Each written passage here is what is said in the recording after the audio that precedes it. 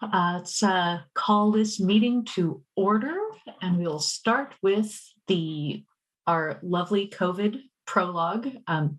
In keeping with the Oregon Public Meetings Law, statutory land use hearing requirements, and Title 33 of the Portland City Code, the Portland Planning and Sustainability Commission is holding this meeting virtually. All members of the PSC are attending remotely, and the city has made several avenues available for the public to watch the broadcast of this meeting. The PSC is taking these steps as a result of the COVID-19 pandemic and the need to limit in-person contact and promote social distancing. The pandemic is an emergency that threatens the public health, safety, and welfare, which requires us to meet remotely by electronic communications. Thank you all for your patience, humor, flexibility, and understanding as we manage through this difficult situation to do the city's business. And with that, let us look at items of interest from commissioners.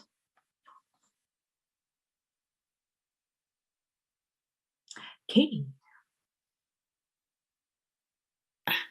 Yeah, I just was wondering if when Donnie gives the report, he would talk about the different agenda items that we're being presented with, and let us know, what we're supposed to be paying attention to, whether they're entirely for our own information or in some other, they're part of some other context.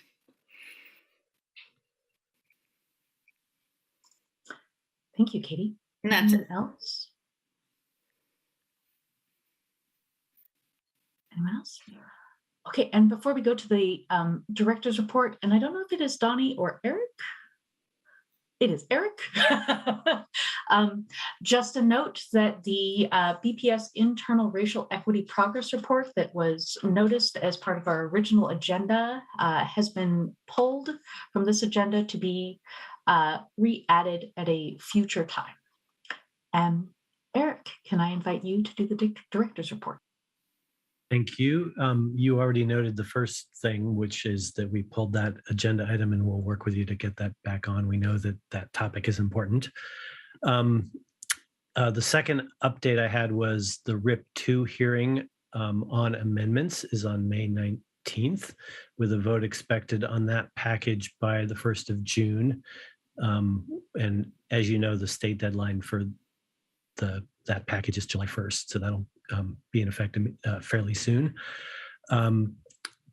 We are also expecting the council to vote on the environmental zone package on May 25th, and with effective dates in October.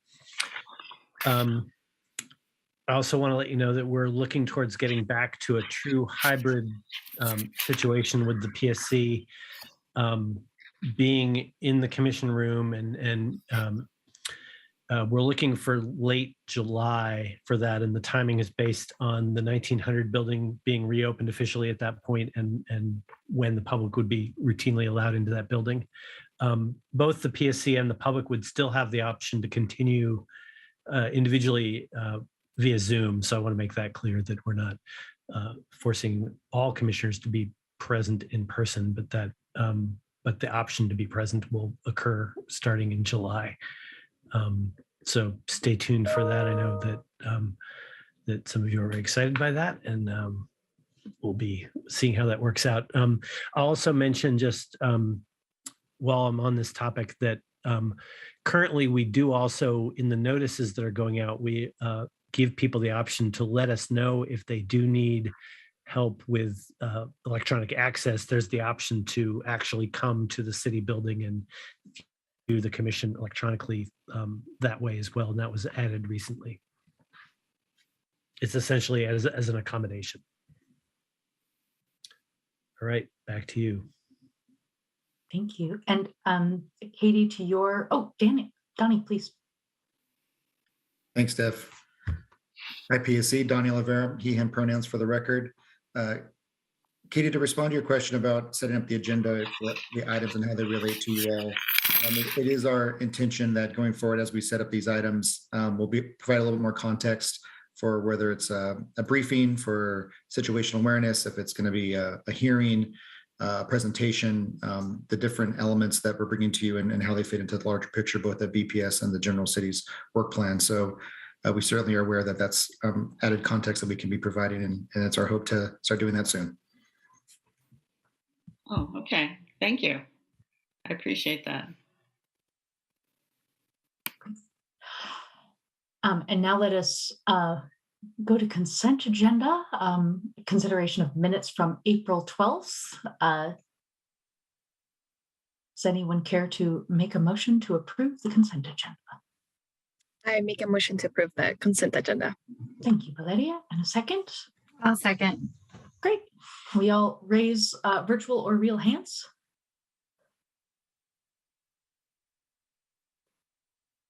Katie, do you? Okay, great. Observed, everybody. Thank you. And we'll go to the first agenda item, waste and recycling rates. This is a hearing and recommendation. So we'll hear from, for me, I should know how to pronounce your name, but it's Ariane Sperry. And we will have one person to testify. Ariane, please. Thank you, Mayor Rouse. It's like Marianne without the M, so Ariane. And so yeah, I'm Ariane Sperry. I should probably share my screen. Let's do that. All right.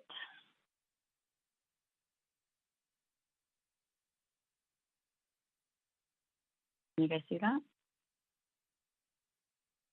Thank you. All right. So I'm Ariane Sperry with the Waste Collections team at BPS, and I'm here today to share the results of our annual review of the rates charged for residential waste collection. And today it's a hearing, and I'm also seeking your recommendation of the proposed rates to City Council. Just a little bit of background. Every spring, we set the rates for our residential collection program. That includes garbage, recycling, food scraps, and yard debris collected from single-family homes, as well as duplexes, triplexes, and fourplexes. And just as a reminder, properties with 5 or more units and businesses are part of our commercial sector, which has a different system, and the City of Portland does not set the rates.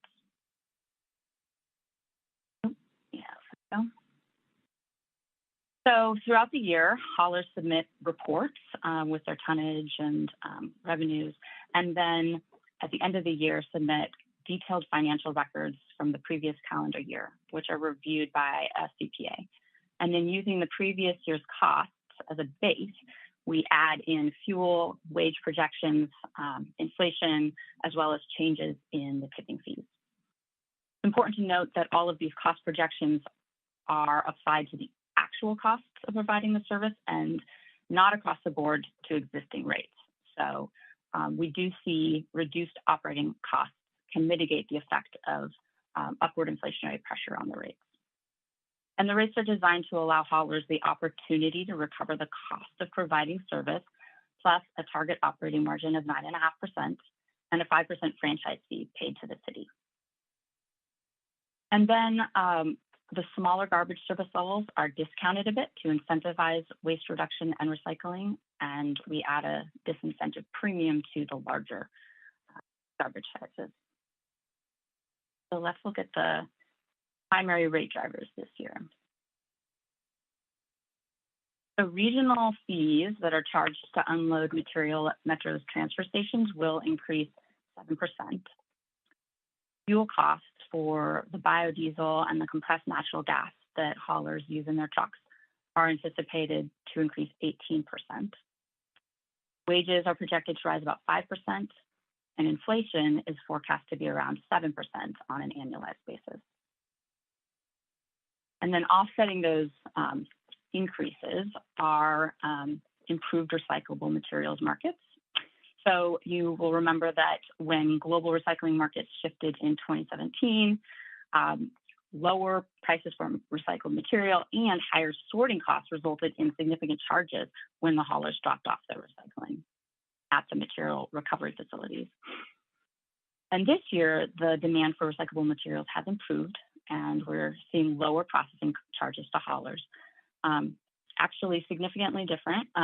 For 2022-23, recycling processing charges are projected to be 70% lower than what is in the current 2021-22 rates.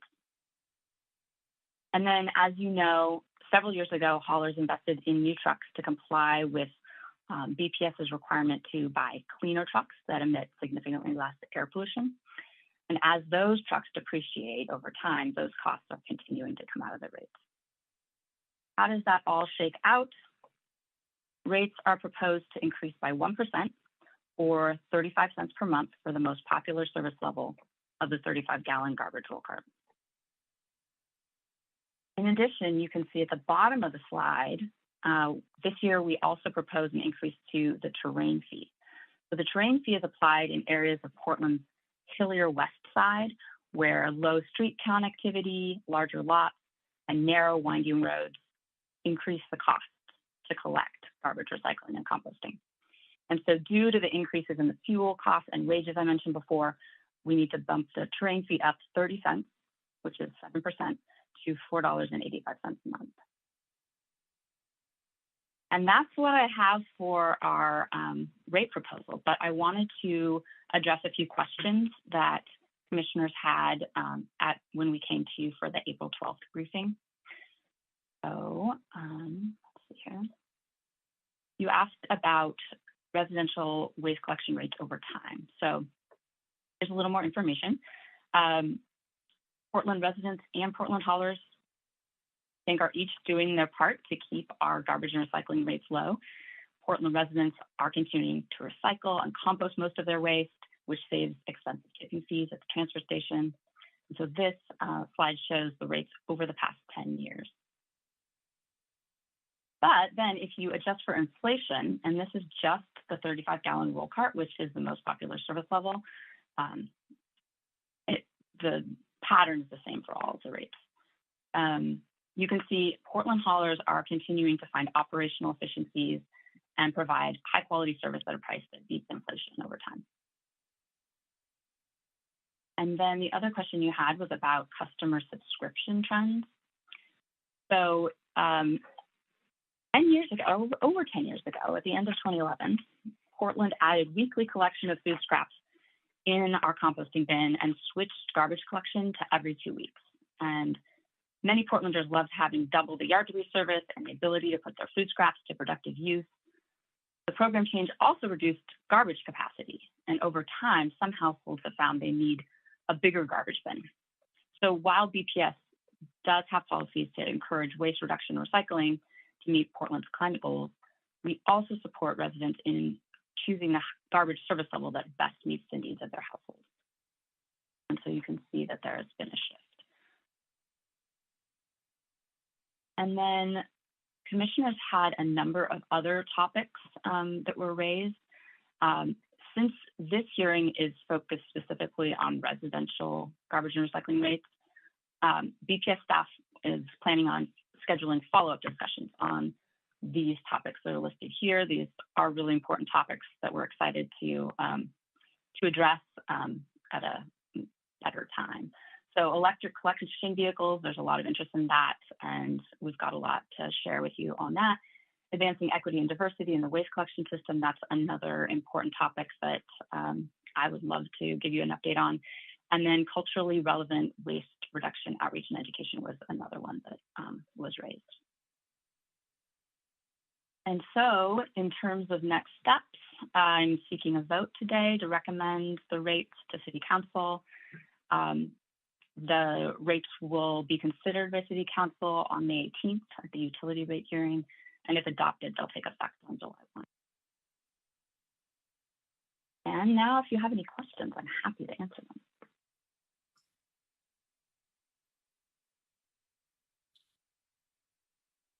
Great. Any questions before we go to hearing public testimony?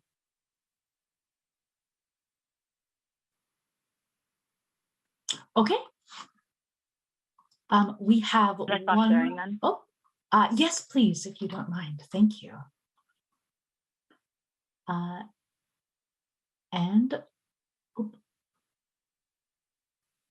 we have Beth Vargas Duncan, who's here.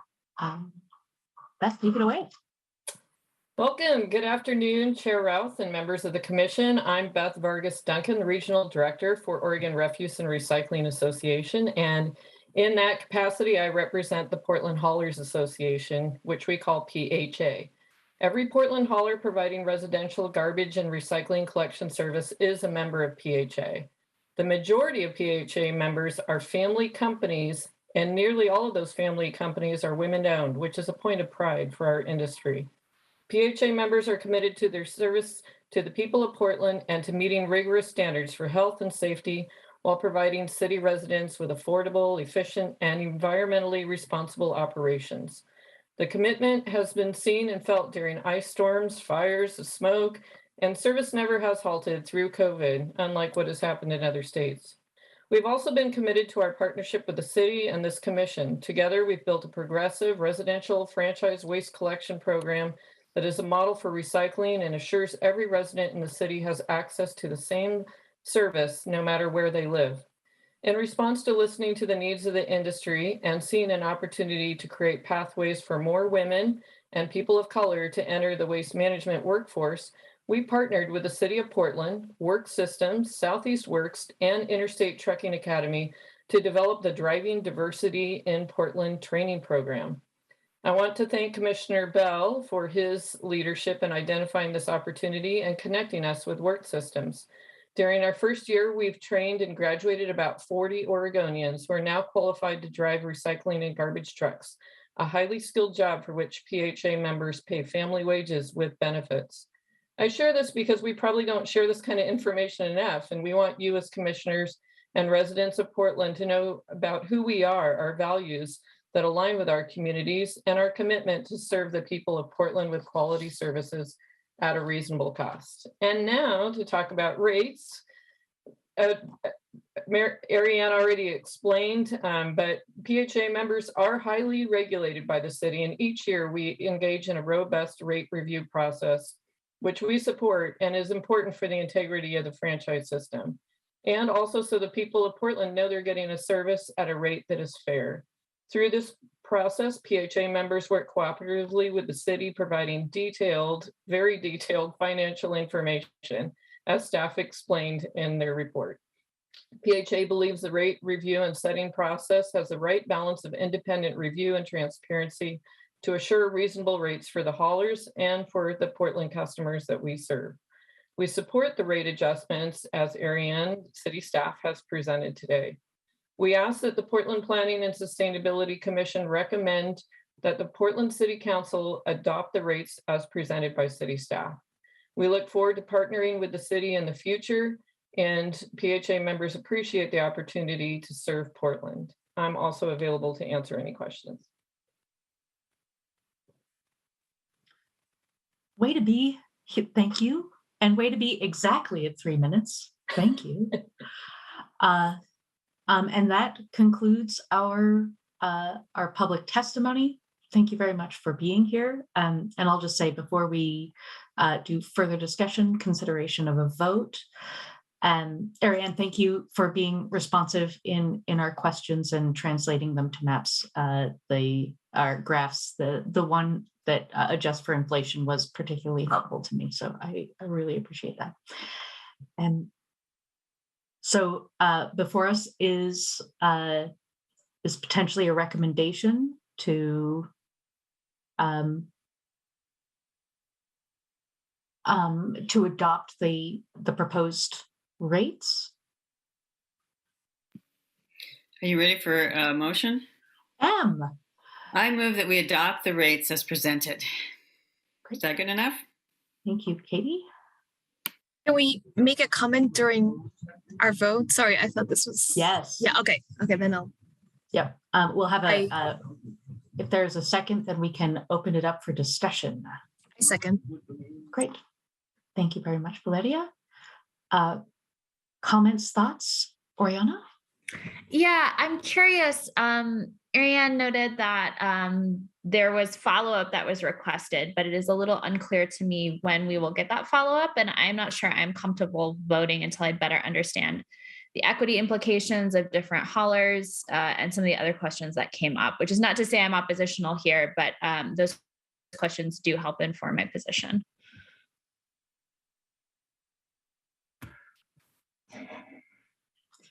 Ariane, do you care? Is there respond? Okay. So just to be clear, the questions around the equity and diversity were ones that you were hoping to get more information about before voting on the rates? That would be my request. I understand that that doesn't seem to be how process is working out here, but would request in the future that when we ask for follow-up, either to be clearly indicated that it's not possible to give us that follow-up before we vote, or to help provide that information. Because certainly from my perspective, those questions are not just for the purpose of asking questions, but are genuinely important to the perspective I bring to this body.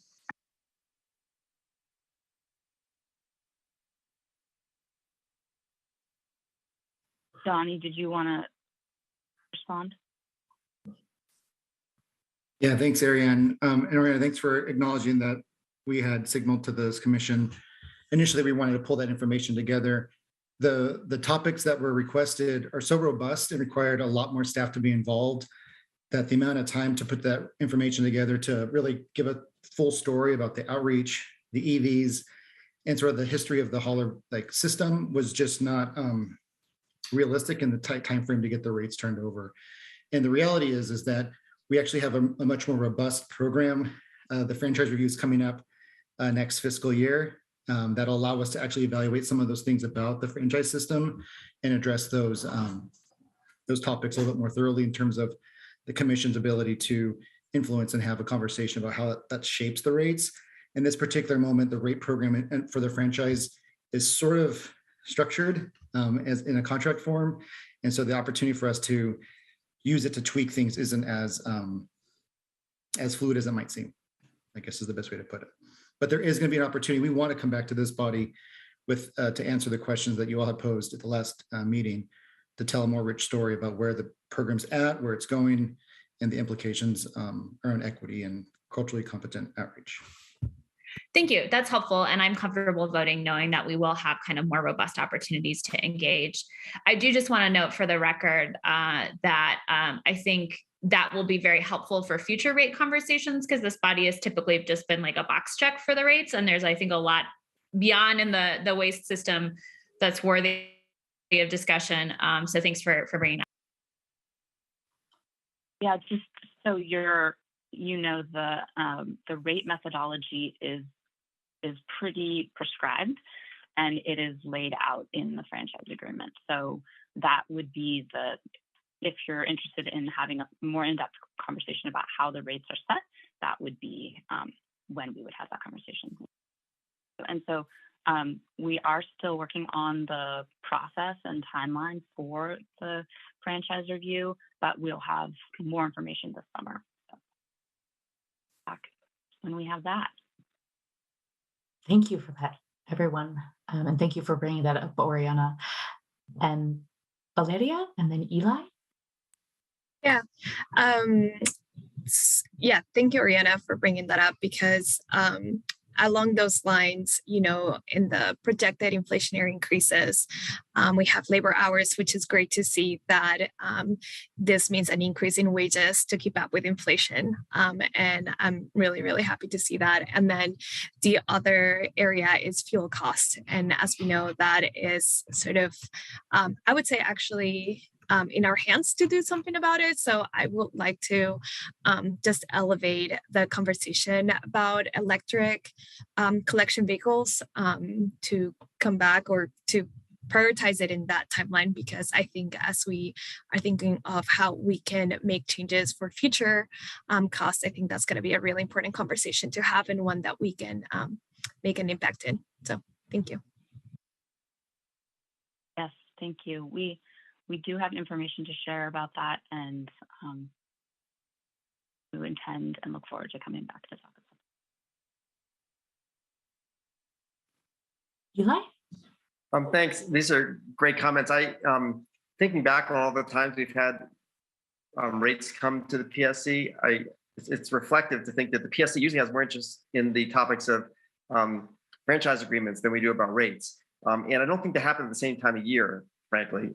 So it may be that to the extent the PSC continues having a role in one or both of these topics, I mean, maybe we need to set us, if we're always prompted to engage at the time when we're setting rates and not at the time we're doing franchise reviews, then our feedback is not coming at the right time. So if it would be helpful to have the PSC provide feedback on the franchise process that's coming up, then let's get that on our schedule to provide, to understand what issues are coming up with the franchise renewal at the time where we can provide some, even if it's not a formal guidance, at least we can be sort of a think tank on doing that.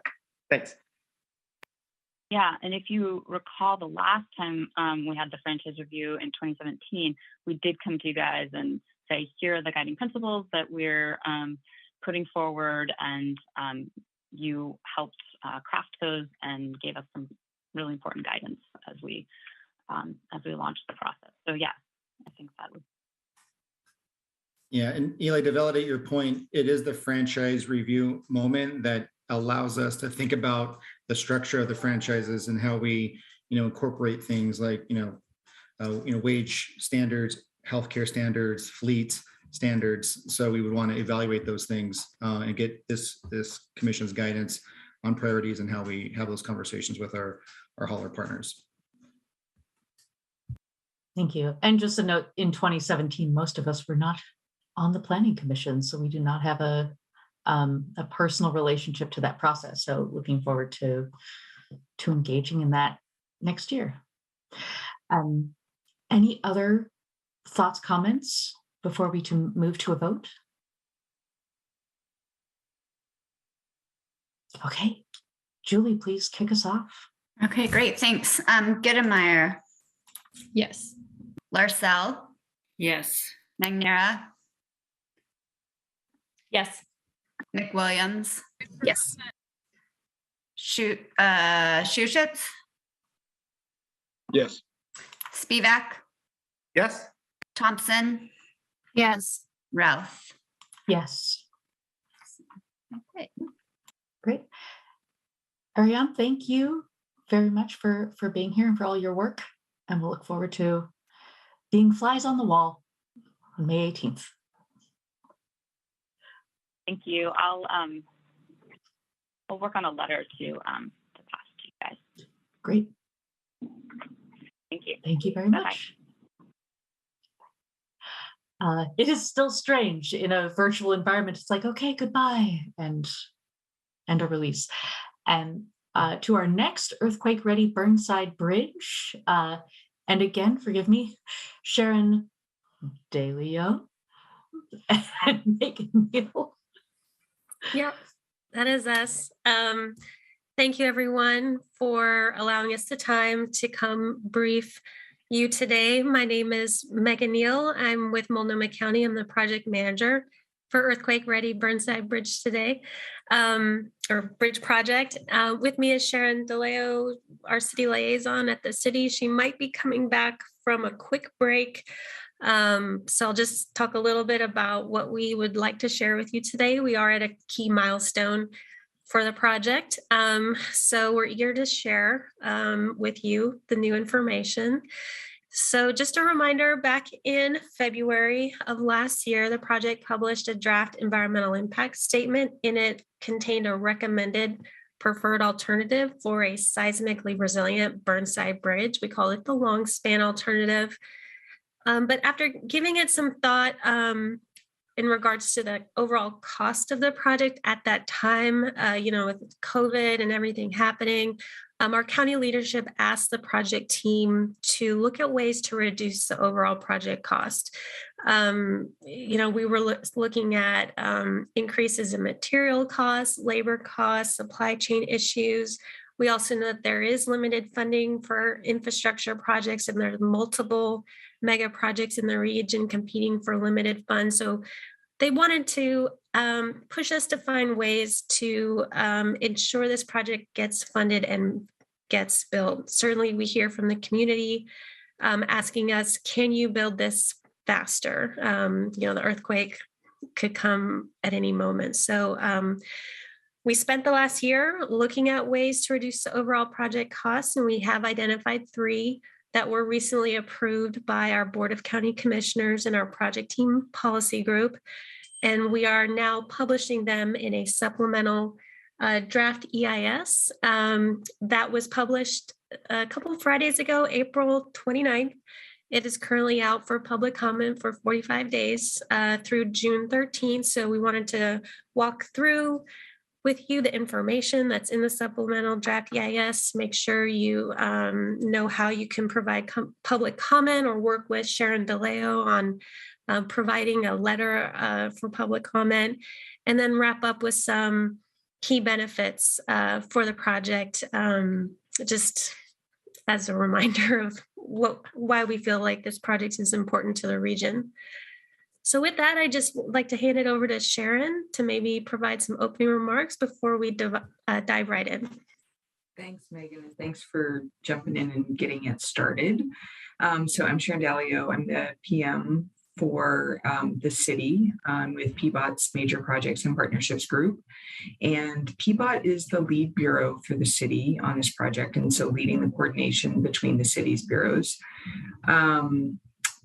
And so I think that the last thing I'll say is that city staff are currently reviewing the STIS, and PBOT is gathering all the city comments to provide to the county. But like Megan was saying, if you all have comments as a group, and you guys submitted a letter last October with some very good recommendations and preferences. And so similarly, same process if you want to do so at this time as well.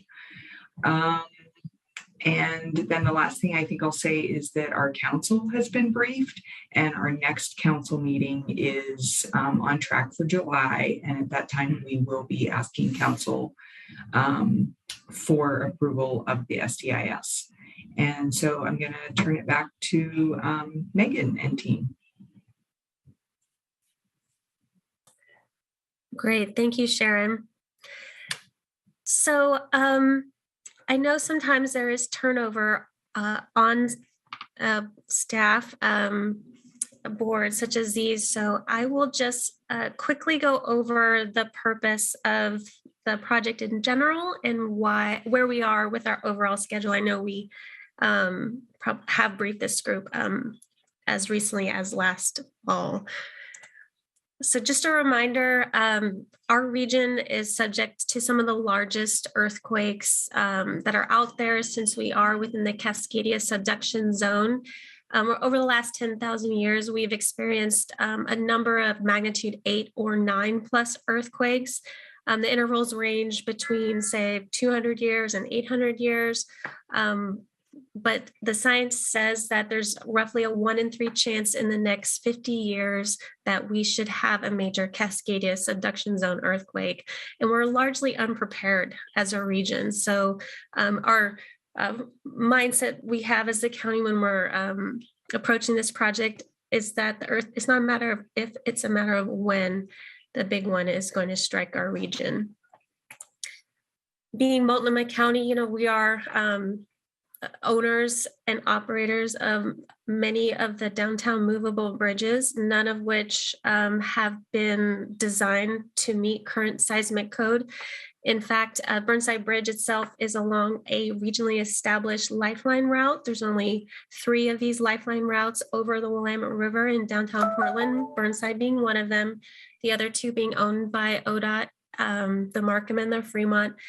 But those are just 3 bridges among 9 that are located in the downtown core, none of which could be immediately usable after a major earthquake. So that is why we feel like it's critical as the county, as the owner of the Burnside Bridge, to look at ways to bring it up to seismic code so we can have at least 1 bridge downtown that can be immediately usable and help our region respond and recover.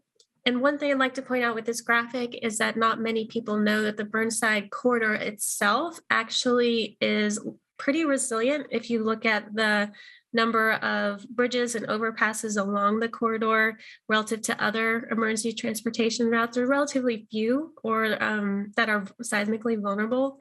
Also, this corridor extends 19 miles from Washington County to Gresham. So in terms of crossing the river and getting kind of knitting our community together east and west, this is a great corridor to consider. Also, Burnside itself is a wide street. And the Burnside Bridge itself is very wide. There are other seismically resilient bridges in the metro region, like Selwood Bridge. But again, it's not really downtown, and that bridge has a relatively few number of lanes compared to the Burnside Bridge. So these are some of the items we've considered as a county as we look to upgrade the Burnside Bridge. So we therefore then created this project, the Earthquake Ready Burnside Bridge Project, whose key purpose is really about bringing that first seismically resilient bridge to downtown Portland so that our emergency responders could use to get where they need to go, get goods and people to where they need to go immediately after an earthquake. And then in the years after the earthquake, we will be needing to clear debris, reconstruct buildings, and so we're going to need a crossing downtown to help our region recover and rebuild. And then even independent of an earthquake, this bridge is 96 years old, built in 1926 with Model T Fords using it. And we are looking to ensure there's a crossing in this location for the next 100 years as we wait for the earthquake to happen. We started this project back in 2016 with a feasibility study. We are looking to have a bridge open to traffic as early as 2030. We are currently wrapping up the environmental review phase, which is that green bar there. We have published our supplemental draft environmental impact statement this past April, and we're looking to publish a final environmental impact statement and record decision in December of this year. Then we'll move on into a design phase, approximately 2 to 3 years, which is currently being funded by the county. And if we are successful with our funding strategy, we hope to break ground as early as 2025, and again, have something open for the public to use by 2030. And again, just zooming into the environmental review phase, we started with a range of alternatives back in 2019, evaluated them, defined a preferred alternative, which we then published in a draft environmental impact statement in February of 2021. We then developed refinements to that preferred alternative using a cost-saving lens applied to the project. We have published those cost-saving refinements in our supplemental draft EIS. And again, as I mentioned, we're looking to publish our final EIS of December of this year. So now just a brief reminder of what is the preferred alternative. We call it the replacement long span. It's essentially a replacement of the existing bridge with a new movable bridge in the same location as the existing bridge with the same touchdown points, just fewer supports below it, resulting in longer spans. One particular feature that allowed this alternative to rise to the top is that on the east side of the river, where you see the orange and brown shading, the bridge spans over this shaded area, which indicates highly liquefiable soils.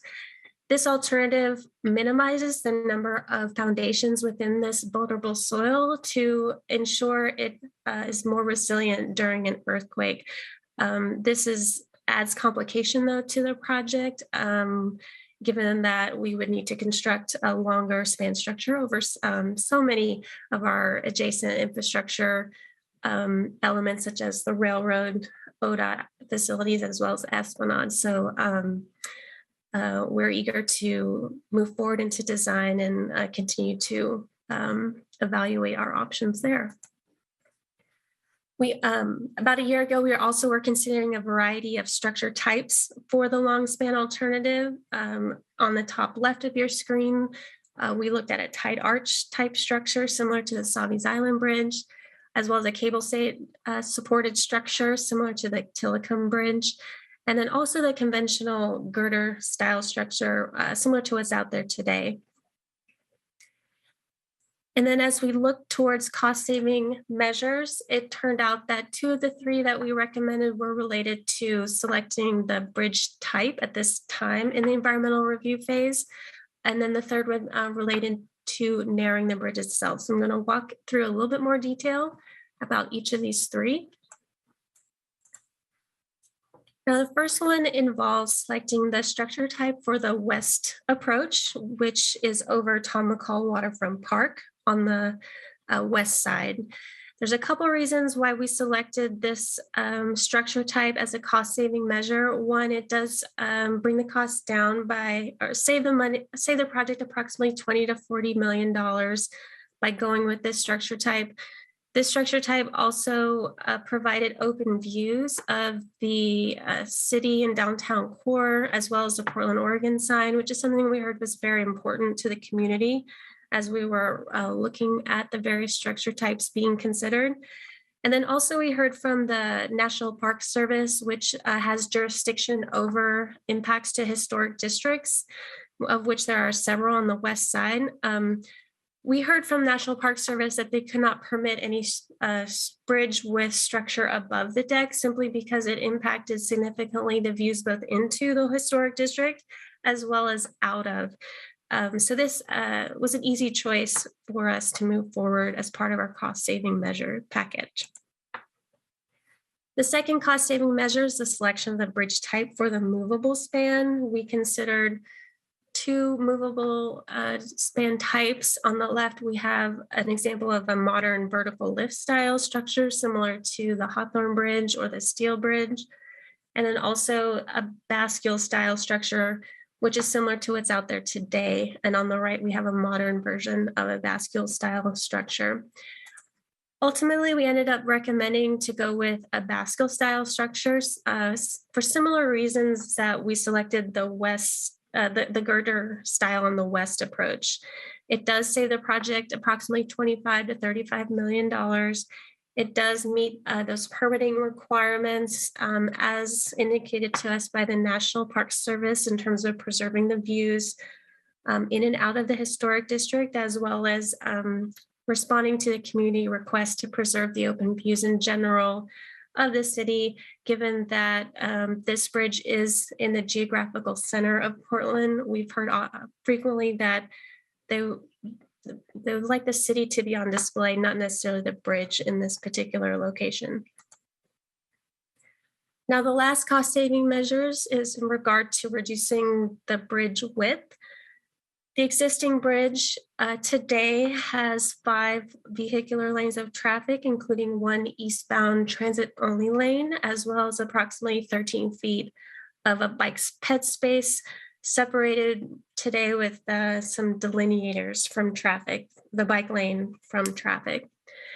Now, 1 year ago, when we didn't have our cost constraints upon us, we were proposing another 5-lane bridge, again, preserving that eastbound transit only lane. However, just a little additional wiggle room per lane, as well as a widened bike ped facility going from 13 feet to 20 feet, and then installing a physical barrier between cyclists and vehicular traffic, something we often hear from the community.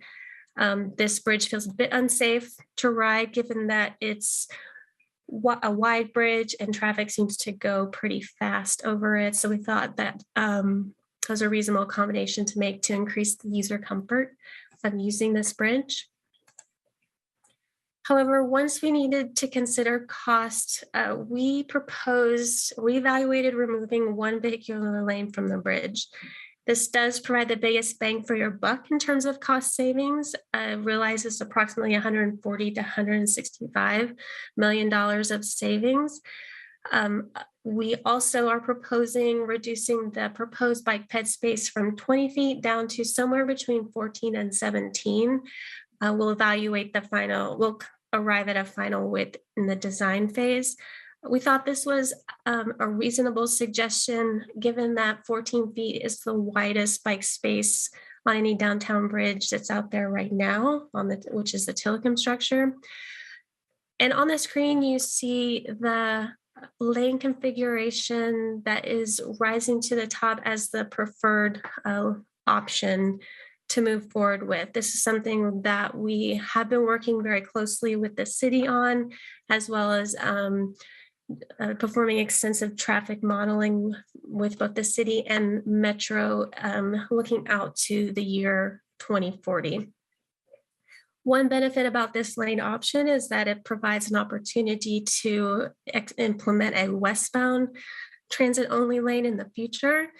And similar with the draft EIS alternative, this lane configuration would also support a future streetcar line should the city want to move forward with that at some point in the future. This option also still preserves the physical barrier between cyclists and traffic. Again, something we get requested from the community frequently. As you may recall, in the fall when we were briefing this group, we also had an extensive public outreach campaign around these three measures with a variety of the public involvement tools that are available to us today. And in the end, we did take the results of the community engagement and present them to the policy group and the Board of County Commissioners, and we received unanimous support for adopting the three cost-saving measures into the recommended preferred alternative. Now, as I mentioned, we felt comfortable deciding two of the bridge type pieces of the bridge in the environmental review phase.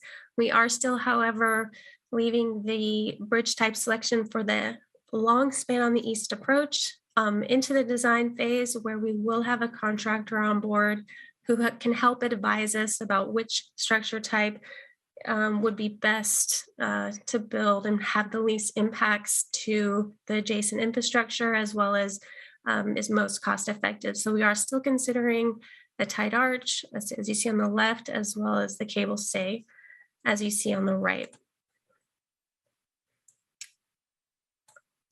So to close, to summarize what is in the SDIS, I think you've heard a lot of information that's in there today. There are some things that have not changed, which is our purpose and need and the description of the alternatives evaluated, and several impacts and mitigation items that didn't change with these new refinements. We are inviting anybody who would like to comment on the SDIS. Of course, Sharon is your your assistant in this process. We have an online open house that's out there today with all the information to review and look through. We accept voicemail, email, snail mail, and we also have an in-person hearing for those who prefer to comment in person. So I would like to pause here though and hand over the PowerPoint to Sharon to speak about where we're headed in terms of the connection to the East Bank Esplanade. Thank you. So I think one of the things that we had heard from you was the concern about the connection to the East Bank Esplanade, and the city has hired a consultant to develop concepts for providing a ramp connection from the bridge to the East Bank Esplanade. They are going to develop two concepts, and both of these concepts will look at connections that connect to both the north and south side of the bridge, and kind of with a focus on reducing redundancy and impacts as well. The consultant is going to provide preliminary estimates for both of these new concepts, as well as an estimate for the human access project concept that was developed that only provides access to the south side of the bridge. Their work is underway, and we expect to see the first drafts at the end of May, and then hopefully have a preferred alternative by midsummer. Thank you. Great, thank you, Sharon. So lastly, just like to wrap up with next steps, and provide a sprint through some of the key benefits of the project I would like to promote before we close. So we are going to present to City Council, I believe as Sharon mentioned, in July, with the adoption of a locally preferred alternative and provide an update on the work around the East Bank Esplanade. And again, work towards that December 2022 publication of our final EIS and ROD. And then we'll pivot over to the design phase, which should last for the next few years, at least through 2024. So just as a reminder, again, we appreciate your time today. I just wanted to close with some key benefits for the project. This project is, again, really about bringing that first seismically resilient bridge to downtown Portland, enhancing our existing identified emergency transportation route, using taxpayer dollars effectively. Studies show that every dollar spent before a disaster happens saves $6 after the disaster happens. And then also, many of you are aware, our key critical social service providers are collected in a hub on the west side, and having resilient access to these critical services when clients need it most will be very important after a disaster. This new bridge is going to provide safer multimodal connections. It's going to be ready for streetcar. It's going to preserve the existing transit-only lane that's out there today. However, provide an opportunity to add another transit-only lane in the future. We are providing a physically protected multi-use path. You don't often see that on our downtown bridges, and we want to encourage the use of walking and biking and rolling, and make people feel safe on our bridge. And then we also are looking to reduce the speed on the bridge. We recently just changed it from 35 to 30, but we're looking to take it down to 25 with the new bridge. Again, just helping ensure people are safe on our bridge. We are looking at ways about how this project can be environmentally responsible. And we really look at how we are framing the future transportation uses of this bridge as a key component of that. We, again, with the improved pedestrian and bicycle facilities, potential additional transit-only lanes and streetcar, as well as removing one entire vehicle lane from the bridge. We feel like this bridge is poised to support the ways people will travel in the future. We're also looking to upgrade the stormwater detention system and treatment on the bridge. Right now, the bridge water is just filtered through catch basins, and then it gets put in the Willamette River. So we're looking to upgrade that treatment facility. We're also very sensitive to the shallow water riparian habitat where the existing piers are today. And when we remove those, we're looking to restore as much as we can the area where the piers used to be. And then similar to the Selwood Bridge, we are looking to achieve a Green Road Sustainability certification. The Selwood Bridge received a silver rating, which is the highest rating a bridge has ever received. And with this bridge, we'd like to receive a gold. So we'll continue to work towards that certification rating. This project should bring a number of jobs to our region. We estimate approximately 4,000 job years of employment during construction. And of course, we would have goals for women and minority participation in the trades, as we do on all of our projects, which the county has a history of meeting or exceeding our goals through the Selwood project or the county courthouse project. We're also looking to implement the first project labor agreement on a federal aid project, the first in Oregon. And so we're coordinating closely with ODOT and FHWA on that. And we're excited to bring experience to that to federal aid projects in our region. And then finally, how does this project support equity for us in this project? It's really about helping ensure the social service providers are able to continue their service as fast as they can immediately after disaster. because low-income populations are oftentimes the most vulnerable.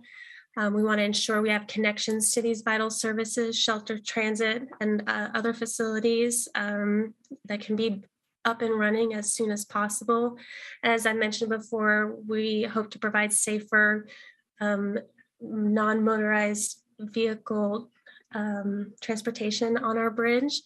We've got, again, a lot of jobs we feel like this project can bring to our region with focus on hiring people not only locally, but women and people of color, as well as setting goals for subcontracting opportunities for MW ESB firms. And finally, with a snapshot of where we are with funding, we're very excited to take advantage of the new grants that are in the Biden infrastructure package. We have currently identified $300 million of county funds through our vehicle registration fee that can be dedicated to this project. We have identified a planning level not to exceed a budget of $895 million for the overall project. So we're still looking to find $500 to $600 million, and we're actively pursuing grant opportunities as we speak that are from the federal, the Biden infrastructure package. So we have our work cut out for us. So thank you very much. That concludes our briefing today. And we're happy to, I'll take the screen down and we're happy to answer any questions you have. And I do have some of our technical team staff here available for any questions that require further elaboration. Thank you. Thank you, Megan, Sharon, and team. Questions, thoughts? Eli. Thank you so much. This is refreshing to have a bridge proposal that I really support without lots of questions. I have a couple questions that are technical in nature, I think. One is, unless I missed it, how the bike ped access happens on the west side of the bridge. And the other is where you've got 2 lanes going one way and the other direction, you've got a lane and a TriMet going the other way. Is there an expectation that the lanes might shift based on time of day or not? So those are my questions. Thank you. Yeah, I can answer the question about the connections on the west side, and I'll probably hand it over to Steve to talk about the, actually I'll hand it over to Sharon to talk about the considerations that were applied to the reversible lane option. So for the connections on the west side, I think you're talking about the staircase connection from the bridge down to TriMet. Yeah, so we are deferring to make a decision on that connection till the design phase. There's a lot of variables at play. It's not clear yet if TriMet is going to keep that stop open right now. I think they're going to reevaluate it here in a few years. So we are awaiting additional information before making decision on those connections. However, we are planning on upgrading the sidewalks that take you from the bridge around the block to get down to the TriMet station to make those ADA accessible as an alternative ADA accessible route from the bridge to transit that's not there today. So there's some pieces about the west end that have been decided and then some that are still yet to be decided. So maybe I should, so on the west side, at what street would the bridge touch down? Like if you're just going to bike over the bridge and you want to go north or south downtown, where are you going to hit it? And yeah. 2nd Avenue where it touches down today. Yeah. So next, Sharon, do you want to talk a little bit about the reversible lane? Yeah, absolutely. So our traffic team worked really closely with the county team, looking at the traffic modeling, and then also our traffic team did a lot of analysis and looking into the reversible lane and looking at the limited impact that the single eastbound lane will have on the city street network. we wanted to, we opted to go with the option that you see, the single vehicular lane eastbound with the 2 lanes westbound, which does also leave future opportunity for a westbound roads lane. So kind of an advantage with that one. And then regarding the reversible lane, well, first of all, we do plan to, once it's implemented, continue to monitor the traffic and see how it's operating. And the reversible lane requires additional infrastructure. And so it seemed to be make sense to see how this proposed configuration will operate. And then in the future, if it needs to be revisited, we could look at the implementation of additional infrastructure for a reversible lane. Thank you. It makes sense. I guess there's only so many cars that can queue up from downtown heading out at one time. So that makes sense. Thank you. Oriana and then Erica. Yeah, I really appreciated your presentation on this exciting project, but especially just noting kind of some of the demographics and outreach you did. I'm curious, and maybe channeling Katie a little bit for this question, whether you were focused on organizations and communities who are directly in the vicinity of the bridge, or whether you did any outreach out into East Portland or folks who are dependent on the bridge, but maybe not as obvious in terms of their interactions with it. We attempted to reach regionally with our outreach, so not only focusing on the adjacent stakeholders or impacted businesses and neighborhoods, but reached as far out as Gresham and Washington County. And on top of that, we did have a community engagement liaison program in place where I think we did outreach in 7 different languages, a bit based on the languages spoken around the bridge, but then also broadened to ensure we got everybody. We do have a public outreach summary report that I could provide to you that is a full description of all the, and can share that. And you can kind of look through who all we talked to. We have a lot of standing relationships with a number of organizations going back to 2015 when we did a $20 million maintenance project on this bridge. So I certainly can share that with you.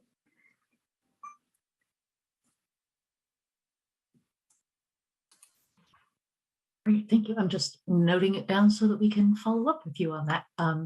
Thank you, Erica. So much for this presentation. I had a comment similar to Eli, wondering about the connection point at the west end of the bridge. And I understand that some of those questions are being deferred to the design process, which makes sense. But I would just advocate for really considering what is a truly accessible connection at that point, and making sidewalk improvements, I think is one option, but those sidewalks are also frequently occupied. And so in terms of thinking about budget dollars and what may be set aside or allocated towards improving that, I think we should think robustly. And then I just had general questions about the budget process and at what point you will be able to proceed into design for the preferred option, given that there is still this gap, and looking at your schedule timeline and goal to begin design later this year. And then also what the crazy inflation environment has meant currently, and how that risk of unknown costs and rapidly increasing costs is being mitigated. Great question. So we are fully funded through the design phase now with those $300 million of vehicle registration fees. So we will, I can guarantee that we will start design here at the end of the year. Now, with the remaining funding gap for the construction dollars, so we were very aware of the rising costs to infrastructure projects, and very aware that it's not really clear what the future holds in bringing those costs down. So what we did to mitigate costs was to hold a risk assessment workshop and figure out with a lot of experts what the county should anticipate and include in our crystal ball for what this project should cost, and then set that not to exceed planning level cost estimate of 895 million. So we are committed to not having the project rise beyond that cost, which I know is hard to commit to so early in the project, but we're looking at that to kind of hold ourselves accountable and not have the project costs grow, so we can kind of build trust and transparency about this project and the funds with the community. So as the project moves forward into design and we see the costs rising above 895, we would figure out ways to reduce the scope to bring the cost down. Now that cost does include about a 30% contingency dollar amounts, because of course you can't foresee everything. But we feel confident this is a good number to be out in the community talking about now, given all these uncertainties in the costs of projects that are happening today.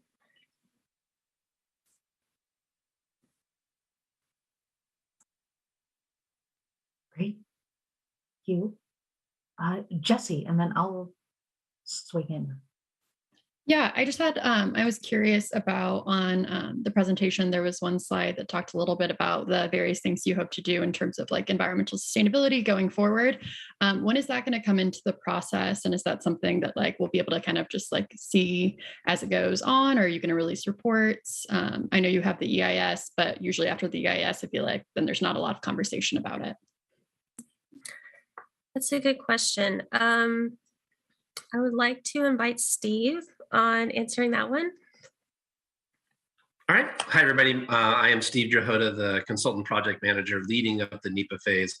Bridge engineer by background, so I can handle into those questions too. But in terms of the environmental, we'll call it commitments and objectives that were listed in that one slide. Some of them are being built into the environmental process through, call it commitments within a permit, mostly right now federal and state that we're driving after. And then following that, there's clearly the city permitting process, land use process that is going to carry other steps. Part of this, though, is really the county's commitment to their values, which part of it is sustainability, part of it is the environmental responsibility that goes with the project. It's the way the county does business. And so one of the things they're committing to, not like maybe necessarily every project, but in this project, Green Roads, which carries with it a whole slew of objectives that tie in to those different features.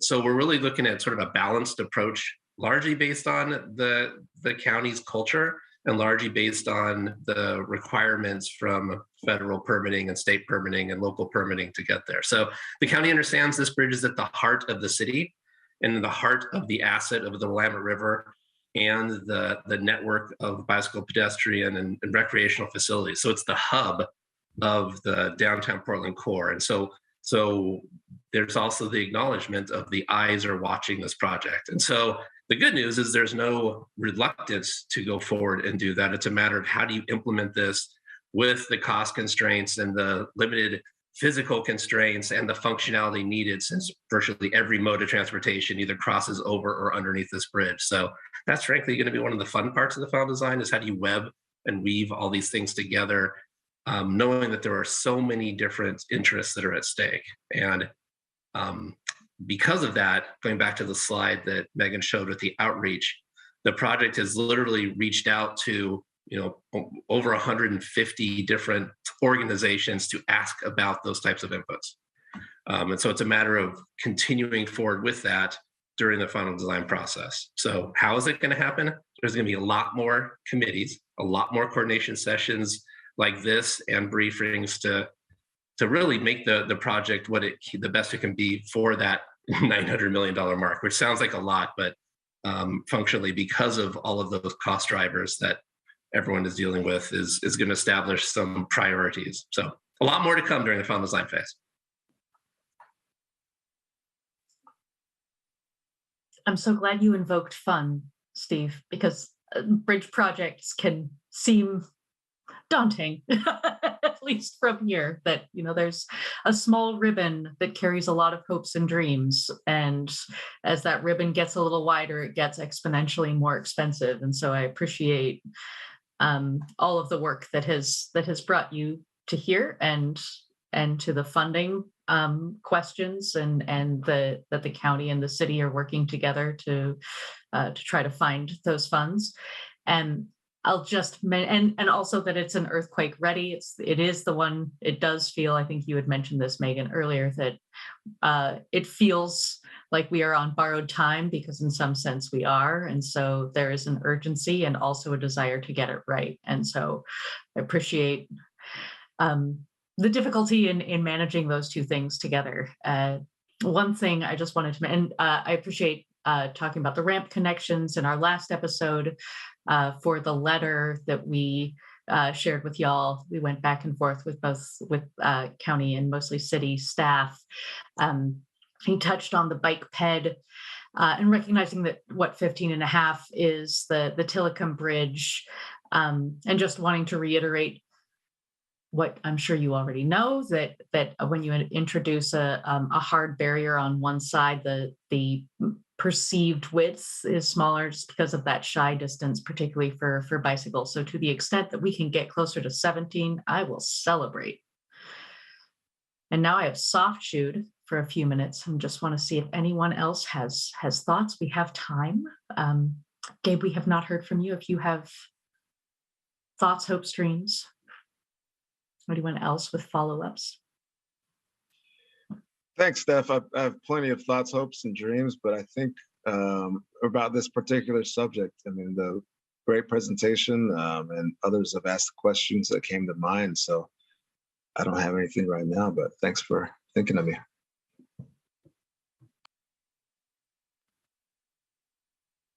Katie, please. Oh, I'm kind of on a tear about presentation and how we run ourselves as a commission. And I was thinking, I was just thinking that it would have been nice to have that letter sent out to us again. So that way, especially, I'm not sure even how many people were on the commission at the time that letter was written. Maybe they were all here because, you've been here longer than I realized. But even so, when you're brand new, you may not be paying as much attention. So that just wanted to bring that up in the spirit of help rather than critique. No, that is great feedback. And for what it's worth, I will share it with folks right now, just in case it's useful for the next 10 minutes of our conversation.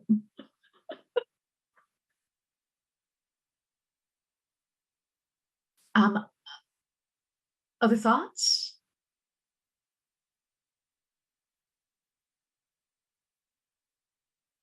Wow, go team. Okay. Valeria. Just wondering, when's the next time that you are expecting to come and provide us with another update? Thank you. Well, we're happy to come back at any time, but it sounds like, I'm just looking at Sharon, it sounds like when we have new information around the Esplanade connection might be a good opportunity. Yeah, I think so. And I can check in with you all and see about setting up a meeting that would focus on those concepts. I don't necessarily know that there would be, because we're talking about July timeframe, so I don't know that there would necessarily be an update from the full program, but we'd be happy to provide an update on those ramp concepts. That would be great. I was just hoping that it wouldn't be like until the fall or at the end of the design phase, but thanks.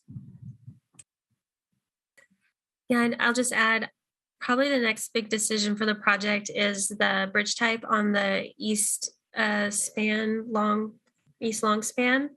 We'll be talking about that decision with other city agencies, probably, for example, the Design Commission, maybe Historic Landmarks Commission. And so we'd love to brief you as well about that decision, considering the visual impact it may have.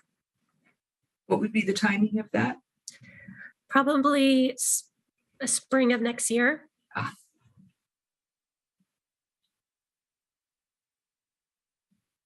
So I was trying to offer like something in between, which would be the Esplanade.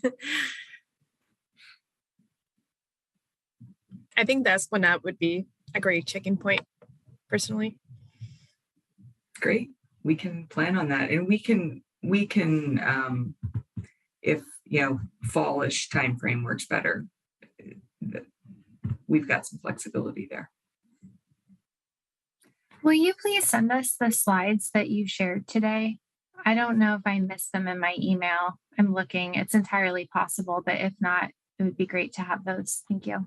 Yeah, Erica, I will, sorry, everyone, it's Julie. Hi, I will always be linking those within the meeting minutes. So you'll see those. We typically don't send out the presentation in advance, but you'll have that when I send these out tomorrow for review.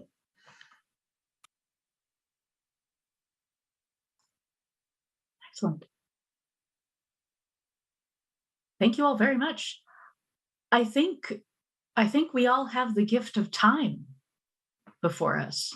So if there's nothing left, let us thank you all for being here, and we'll look forward to our next convocation around the Esplanade. And with that, we are adjourned. Thank you. Weirdly early. Thank you. Thank you. Thanks, everyone.